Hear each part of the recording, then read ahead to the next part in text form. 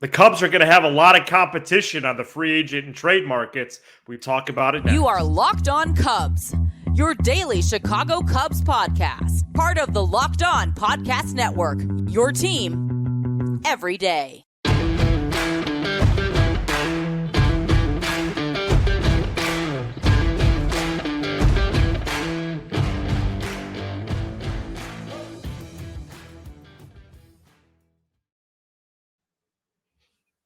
You are Locked On Cubs, part of the Locked On Podcast Network, your team every day. Alongside Sam Olber, I'm Matt Cozy. Best way to support the show is by listening or watching every day on your preferred audio platform or YouTube. Thank you so much for making us your first listen. Sam and I are lifelong fans, taking our passion into discussion with you on all things Cubs. Today's episode, to lead off another week, is presented by FanDuel. Right now, new customers get $150 in bonus bets with any winning $5 money line bet. That's $150 if your team wins. Visit FanDuel.com/locked-on to get started. As the offseason begins to pick up, entering the last part of November, and only 2 weeks away, 2 weeks from today, Sam, from the winter meetings, it is clear that the Cubs have company in the free agent and trade markets. I still feel good about the Cubs' place in all this, Sam, but there's certainly firm competition for all these players. Yeah, and I know you're going to roll your eyes at this, but before I get into the show, I do just want to just give a shout out, to the group of people we spent with on Saturday. Yeah, you have a my bachelor party. Yeah, I didn't. I'm not going to. Great bachelor party, great group of guys. You could always tell because you and I are very close friends, but I really hadn't met a lot of your friends. Just a great group of guys. You always could tell people by who their friends are. Really enjoyed it. Shout out Pat Houck. I mean, what a guy he is. Yeah, he's politest traveling. Travis. Sam, beautiful evening. This is Gratitude Week because Thanksgiving is Thursday. A little bit of a sub theme on the show. Your dad had dinner with us, which was nice. Yeah, I appreciate your friendship all of these years. Yeah. I feel we're lifelong friends at this point, and I might start putting that in the intro. Yeah. And, yeah, it was just. I appreciate you being there. Yeah, it was fun. It was a really nice group of guys. I enjoyed myself. As far as this baseball team's concerned, and please, nothing. I don't want any of the other stuff about what happened today. Right. Look, guys, it's real serious. Okay. The football team. I had 2 really flat cokes yesterday. Oh my gosh. The football team or the baseball team has some very serious competition, and it comes from the Los Angeles Dodgers mainly. And I tweeted that out. I always tweet something a little bit before the show, like the morning of, just to gauge the market research. Yeah, just to gauge the temperature on people. And a lot of people's response was really fascinating to me. They're like, who cares about the Dodgers? Their window's closing. They've had their chance. And it's like, well, that doesn't make any sense to me because, guys, they have let me tell you something. It's about winning championships. But as Theo Epstein used to say, in order to win a championship, you have to be there every year. And the Dodgers are the captain of that field. And they have that 3-headed monster that the Cubs are trying to get to. What's that 3-headed monster? Money, farm system, player development.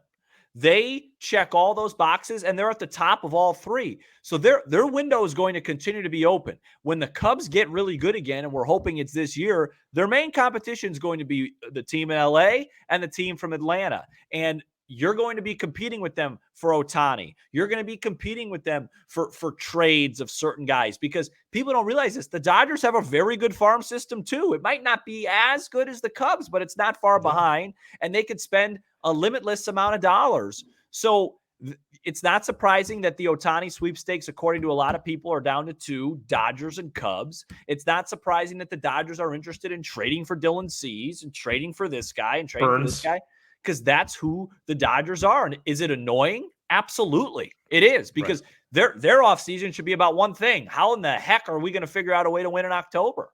But they don't look at it like that. They just keep adding the assets. So, we're going to be competing with the very best of these guys. And as I told somebody on the phone this morning, you have to kind of just hope that it's really kind of going to be up to Ohtani. if he truly wants to be in Chicago, if he truly wants that Midwest diehard fan vibe, that's gonna be the end all be all. Because if it just comes down to dollars, it's gonna be really hard to outbid the Dodgers. Yeah, and I think for Wednesday, what I would like to do and to bring the listeners into this would be to give reasons. Why should Ohtani pick the Cubs over the Dodgers, baseball or otherwise? I think that'd be really interesting to read some tweets, read some comments. And I'd like to do that as we enter the rest of the week, as we only have 3 episodes this week, today, Tuesday, and Wednesday. It's interesting because I think right now the market for pitchers, Sam, is a full house. Yeah. You have Burns and Cease on the trade market, maybe Shane Bieber. Then you have Yamamoto, Gray, and Montgomery in the free agent market. Right. And you had Nola. Yep. But on Sunday, he signed an early deal with the Phillies. That was a priority for him as a human. And he took less money, 7 for 172. And there's already fallout from that. Good for him. Not a surprise. Yeah. The Dodgers want to make a deal with the Sox for Cease. Morosi says the Braves are the favorites for Gray. The Rangers and Red Sox are the most active on Montgomery. So there's a lot going on here. Right. And I think the pitching market is not only firm, but it is a fierce market. What's unique then is the top 2 offensive free agent. I think they're actually small. I firmly believe that Ohtani, it's Dodgers and Cubs. I'm listening to what I'm being told. I think the Giants are on the periphery. And for Bellinger, it's Giants and Yankees with the Cubs on the periphery. So I agree. The dominoes are starting to fall. And the Cubs have it cut out for themselves. And it goes kind of what I was saying last week about why I could see the Cubs going the volume over quality route when it comes to pitching. I understand that more now, for sure. Yeah, because there's just not a lot, right? Like the Cubs are not in, it sounds like, on Montgomery. No. Nola's now gone. I don't think I haven't heard them on Gray. Or Gray. The only guy they're really connected to, at least amongst a handful of teams, is Yamamoto. And that seems unlikely if you're going to get Ohtani, because now you're talking about maybe $700-800 million worth of player there. Seems like Mets, Yankees for Yamamoto. Yeah, so I think the offseason is you start to paint the picture and go, fine, give me Ohtani, re-sign Bellinger, and then add 2 or 3 really respectable arms, and then you feel good about it because you're focusing on that depth side of it. And maybe Cade Horton takes a leap. Yep. And then, of course, your plan B, if you don't get Ohtani, is, okay, now you got to dive into the farm and maybe trade for Soto or trade for Alonso. I mean, it's starting to clear up a little bit as to what possibly is going to happen. It's just competing with the Dodgers is hard. Yeah. And they are, when they want something, they usually get something. And look, the pitching stuff I'm not as concerned about. I'm concerned about it, but when it comes to the Dodgers, I know you're not watching this show, hey. And I know you're not watching this. And Jed is, though. We'll talk about it. Just Cubs employees are. Don't stay in LA, man. It's LA, with all due respect to my awesome cousin Scott. Scott, yeah. Wait. LA stinks. Oh, okay. Wow. They don't care about sports. Come here. You will be treated the way you are supposed to be treated, which is like a superstar. We're not going to go, oh, wait, Ohtani's up. Never mind. Lakers are down 7 in the 4th. Give us a chance. Okay? Come to the Midwest. I know the weather stinks. Well, for a first month of the year. I know, but it's just, I'm sorry. And I know it's the best on the planet. I know May through September, it's the best here. I know it sounds meatball-y. It's just different here. Yeah. The Dodgers, it's just enough. Enough already. You got Freeman. You got Betts. You've got the best pitcher of the generation in his prime. You got all these guys, and you don't win. You figure that out on your own. You don't have to just keep getting the best guy. It's like when the Warriors got Durant. It's just like, enough already for Durant. Enough already by the Warriors. Go do something different, okay? I love Kevin Durant. Phenomenal player. I love Shohei. Phenomenal player. But go somewhere where you could create something and be a fiber of a being. Enough with the Dodgers. Enough. I actually think that's a relevant point. Does he want to join two established stars? Does he want to make his own street? Does he want to make his own bet? Because they already have two established stars. It's cut and dry. Betts and Freeman, top of the sport. If you sign with the Cubs, you are, could we say this? He's instantly the most talented player of all time in the Cub uniform? Sure, of course. So much buzz. And you know what would be a huge twist to this that I thought about today? If he signs with the Royals? If he signs before the winter meetings. Oh. And then the Cubs with Ohtani entering the winter meetings 2 weeks from today, it's like, let's go. You call the Guardians. How can we get Ramirez and Bieber? You call the White Sox. How can we get Cease? I don't want to call the Sox. But you know what I'm saying. Yeah, but just not them, okay? Okay. The Sox could stay away from me. And do you still think they could make a trade, big or smaller signing this week? We hinted before Thanksgiving. That's only 3 days away. Yeah, I think so. I mean, Nola signing today is a big ball to drop. Yeah. It'll create aggression. I always wondered that, Matt, as you continue to poison yourself. I've always wondered. Sorry for those on audio. He's just chugging Coca-Cola in the middle of a Sunday afternoon. It's here. a Christmas Coke, by the way. There's Santa. Right. So it always makes me wonder, like the timing of this. Like as a front office member, it's like, okay, Jed sees, all right, so Nola sign. Is it like one of those things where you turn around at your guys and go, oh boy, this is happening a little bit earlier. We better get going. Because like, do you know as an industry? As a franchise, do you know, like, what if Shohei Ohtani's being with the Dodgers right now? Does Jed know that? Would Shohei come to the Cubs first and say, hey, just now with the Dodgers, they sent me an offer I really like. You need to top it. I've always been fascinated at just the logistics of that. And I think Nola signing this morning is a little bit, I'm sure, industry-wide of, okay, we better go here. Yeah, no, I think these 3 days this week, it's business as usual and then some. I definitely think that anytime that first big name falls, you have to be proactive. But early signs point to, Sam, that the Ohtani camp is thoughtful. They want these meetings to be a secret. My guess would be that everybody's staying in touch. And, when it comes down to finances, I'm sure – I shouldn't say I'm sure because like we're establishing, we don't really know, but I have to think that teams are going to get an opportunity to counteroffer or however that is. And I'm not going to be surprised, by the way, if the Giants offer the most money and don't get him. It's a big ballpark. I think that's going to play a role with him. I really believe that the part of the Cubs presentation is going to be almost like leveraging his injury. What could you do as a full-time hitter in a small park? Are we talking 50 bombs? Are we talking 60 bombs? Well, we're if he's healthy, if he's healthy and we're not talking 50 bombs, that'd be a problem. Yeah. So he was going to hit about 53, 54 last year before he got hurt in a much bigger park. Very hitter friendly. So I'm excited. I'm excited that the Cubs and Dodgers are front runners.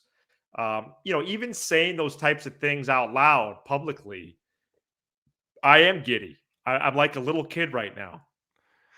And I just want to say again, if they sign him between 8 and 3, please get a sub. So I'll be coming home. All right. Well, coming up next, the non-tender deadline came and went. Let's talk about it. Today's episode is brought to you by FanDuel. Score early this NFL season with FanDuel, America's #1 sports book. Right now, new customers get $150 in bonus bets with any winning $5 money line bet. That's $150 if your team wins. If you've been thinking about joining FanDuel, there's no better time to get in on the action. The app is so easy to use. There's a wide range of betting options, including spreads, player props, overs, unders, and more. The Bears were up by 12 points with 4 minutes to go on Sunday and lost to the Lions. The Bulls were down 22-1 on Saturday and won over the Heat, and the Blackhawks are rebuilding. But make sure to get on the action, kick, tip, or puck drop anytime. Visit FanDuel.com/LockedOn. FanDuel, official partner of the Locked On Podcast Network. Cody Hoyer, Brandon Hughes, and Ethan Roberts, as first heard on this very program, were all non-tendered as the Cubs' 40-man roster now stands at 37. Adbert Alzolay, Mark Leiter Jr., Nick Madrigal, Julian Merriweather, Justin Steele, and Mike Tauchman will all be returning, and the Cubs will start trading figures with all those guys. One player they already locked in at 2.7 M's, Patrick Wisdom, who already signed a deal on Friday. Big moment for him and his family, and I continue to be curious what role he has under new manager Craig Counsell. Sam, any takeaways from the non-tender deadline? Yeah, well, I was talking about this with your dad last night, and it's just making me full again from that meal. So I'm trying to move on from that. That was a real experience, but that's neither here nor there. Yeah, I think the Wisdom stuff, I just don't, I'm not really passionate about it one way or another. I think if he's used appropriately, you bring him in against some lefties, you bring him in against some non-overpowering righties that don't feature a lot of things up in the zone, right? His swing path, we know this with Patrick. He's belt high and below. That's where he swings and does damage. If he's used correctly, he could be an effective player. I think with Wisdom and Tauchman on the opening day roster, you're going to have two bench pieces that are very, very opposite, right? If you need somebody to get on base to lead off the inning, down a run or in a tie game, you go to Tauchman. If you're down 5-2, bottom 8, 2 on, 2 outs, you go to Wisdom for one swing of the bat to tie it. Eventually, those guys will swing a game or two one way or another. I think those are weapons. It'll be interesting to see how the rest of the bench gets filled out, and that, of course, depends on what they do at the positions of need. Correct. But like I said, and I know I'm beating a dead horse here, but to me, every player has a fresh batch of value because I think they're going to be used to the best of their abilities. And so I'm excited to see what Craig Counsell thinks of Wisdom. And then I'll probably follow in line with Craig because, I have a lot of respect for him. So, and I just want to say this publicly, I guess we're going to talk about it on the third segment, but I'm just kind of tired about how much publicity Andy Green got this weekend. Yeah, that was very strange. Yeah. He's not, he's not Casey Stengel. So, it is interesting about the bench, Sam, because there's 4 bench spots now with the 13 position player limit. And you would think that Wisdom, Tauchman, and Amaya already locked in. So that means there's only one spot, and it's November. Right, but that's one spot, assuming we have a third baseman, assuming we have a first baseman. So, like right now, you say, well, then that means no Madrigal, no Mastro. Well, if we don't fill third, and Morel's not on the team, do you know what I'm saying? There's a lot there, but still a lot of guys though. Well, Tauchman better be on this. You know what I mean? Well, he better be on this team. You feel strongly about him. He's a winner, right? Ever since his Frem days. Tauchman wins, and I want him on my baseball team. Okay, I don't want to intercept a pass like by Garoppolo or something. Yeah, I think he had like a game-winning TD drive and then like intercepted Garoppolo or something. I read that somewhere. Yeah, insane. No, I want that guy on my team. I want to go to battle with Mike Tauchman. Tauchman, absolutely. I don't want to go to battle with some other guy. And there's some fallout across baseball from Friday's non-tender deadline as well. And this could maybe be something to follow up on for Tuesday or Wednesday, Sam. 2 possible targets, at least that I have on my notepad, who are now free agents. That's going to be former Brewers Rowdy Tellez and Brandon Woodruff. So, maybe Tellez takes that last bench spot. No. So the Woodruff thing's interesting. I feel for him. He lost a lot of money due to his injury, but Right. the whole value is you sign him to a deal this year so he makes some money and he doesn't pitch. And then the favor he does for you is he gives you a team option for the second year. So you get a really good pitcher on a cheap deal. That's because otherwise Yeah. he's going to be left off a team. Is that something the Cubs are interested in doing? I'm not sure. I think the Cubs are really focused on having a big 2024, and he would not be a part of that. No. But that's it. And then Tellez, I think that's more of an emergency thing. Okay. I don't really subscribe to him. All right. Sounds good. Yeah, but Yeah, listen, well, I think he could maybe start at first for the Cubs.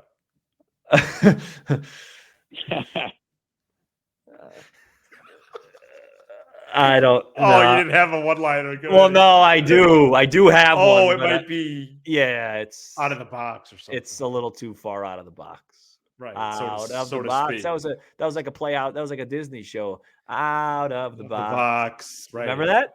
Yeah, a little bit. That was Yeah. Disney, huh? Yeah. It's like, and then you like do like a little clap out Right. of the box. All right, sorry. Go to the All right, well, break. these are big shows. Really should Go be to the singing break. Disney. Yeah, go to the break, please. Coming up next, two Out coaches are of the returning to box. the North Side. Stay tuned. Locked On has launched the first ever national sports 24/7 streaming channel on YouTube.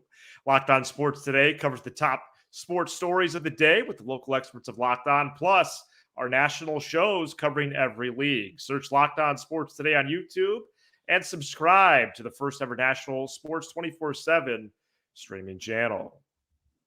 Coaching staff updates for the Cubs, according to the Chicago Sun-Times, Matty Lee, pitching coach Tommy Hottovy and hitting coach Dustin Kelly are returning. So we'll see how the coaching staff continues to shake up, but the pitching and hitting guru seem to be remaining with counsel.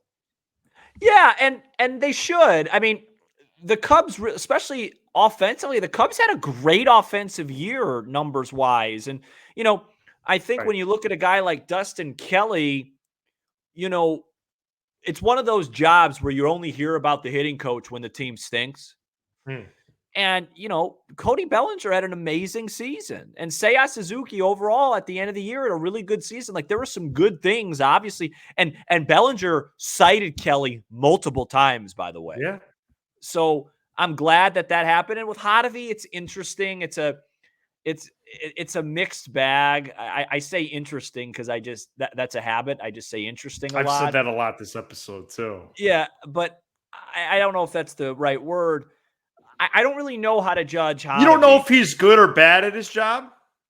I think saying he's bad at his job would be it'd be a reach. That'd be incorrect. Yeah. I just don't know if he's like one of those really smart pitching guru guys or if he's just okay. Right. I mean, the steal stuff, you have to give him some credit for that. But then Tyone came in here and had the worst season of his career. So it's kind of up and down. But I'm not upset about Hottovy being back at all. It just is what it is at this point. And I would say more passionate about the Kelly thing. And then, just real quick with Andy Green, in case anyone didn't know, they want to let you know the Cubs did not fire Andy Green. They offered him a different position within the org, and he decided to take, where'd he go? The Mets. The Mets. Okay, awesome. Thanks to Andy Green, and, good luck. Yeah, and they also report from Bob Nightingale that John Jay, the Marlins first base coach, interviewed to be the Cubs bench coach, but now the Cubs are going in a different direction. Perhaps Mike Napoli gets that job. Yeah, so that's what I was going to ask you. Is there any buzz with Napoli? Zero. So who are the Cubs base coaches right now? Are they still the same guys, or? Yeah, I guess in theory, right? Willie Harris and Napoli. Napoli, yeah. But they haven't hired a bench coach yet. Not yet. Yeah, that'll be an interesting hire. I think Harris or Napoli could be candidates, but that's just I haven't heard that anywhere.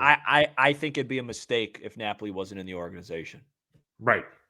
I've heard from a lot of people, not just Cubs people, that Mike Napoli is a forward thinker, and he's ascending in the business, right? And is ascending in the business. Correct. Okay. He's one of those guys, you win a World Series in 24, he's your bench coach, and he goes the Brendan Hyde, Davey Martinez route and goes somewhere else. I'd like to get him there. Congratulations to former Cub bench coach Brendan Hyde on winning Manager of the Year for Baltimore. Episodes today, Tuesday and Wednesday, with the Thanksgiving holiday on Thursday. Thank you so much for checking out this edition of Locked On Cubs. You give us 20 to 30 minutes. We'll give you all things Cubs with a laugh or two along the way. Be sure to hit subscribe on YouTube and smash the like button for the algorithm. Shout out to the audio peeps on Apple, Spotify, SiriusXM, and more. He's Sam Olber. I'm Matt Cozy. This is Locked On Cubs.